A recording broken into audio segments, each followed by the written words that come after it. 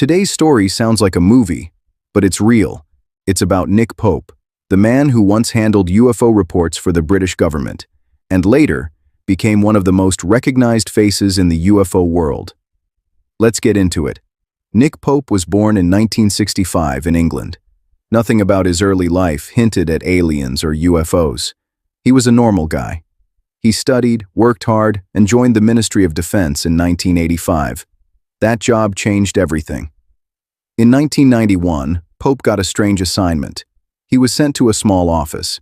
It was called Secretariat Air Staff Section, AS-2A. But most people knew it as one thing, the UFO Desk. Yes, the British government had a unit to track UFO sightings, and Pope was in charge. His job was simple on paper.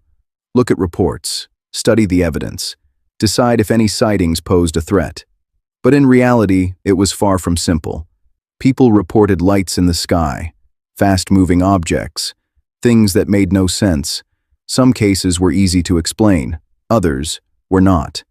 The official stance of the Ministry of Defense was clear. No proof of alien life, no threat to national security. Case closed. But Pope didn't fully agree. He believed some sightings could not be explained away. He stayed open to the idea that something unknown was out there. From 1991 to 1994, he worked on these cases daily. Then he moved on to other roles. He stayed with the ministry until 2006. By then, his life had already taken a new direction. After leaving government work, Pope stepped into the public eye. He became a media figure. He spoke about UFOs, science fiction, and strange mysteries. He appeared on TV, radio, and online shows. His calm voice and inside knowledge made him stand out. Many people know him from the hit series Ancient Aliens. The show explores the idea that aliens visited Earth long ago. Pope became a regular guest. He shared his views and past experiences. For viewers, he wasn't just a speaker. He was the guy who worked on real UFO cases. He also wrote books. One of his most known works is Open Skies, Closed Minds. In it, he talks about his time at the UFO Desk. He shares cases, thoughts, and theories. At one point, he even suggested aliens might be watching humanity. Later, he stepped back from that idea. Still, the mystery remained. Pope didn't stop there. He wrote more books. He even created science fiction stories. He also joined live tours with other UFO researchers. One of them was Giorgio A. Tsoukalos, a well-known face in the same field. Together, they spoke to crowds across the US. Their message was bold.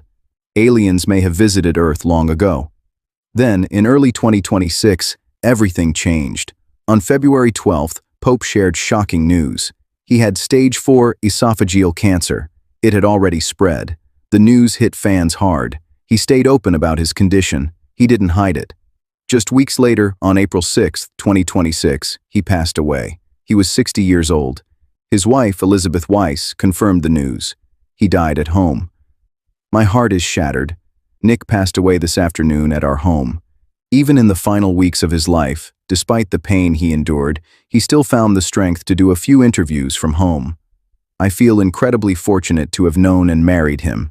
He was an amazing husband, and I loved him deeply. Nick Pope lived a rare kind of life. He worked inside government, then spoke freely outside it. He stood between doubt and belief, between science and mystery. Some people agreed with him, others didn't. But one thing is clear: he made people think. His story still raises questions. What did he really see? What cases stayed unsolved?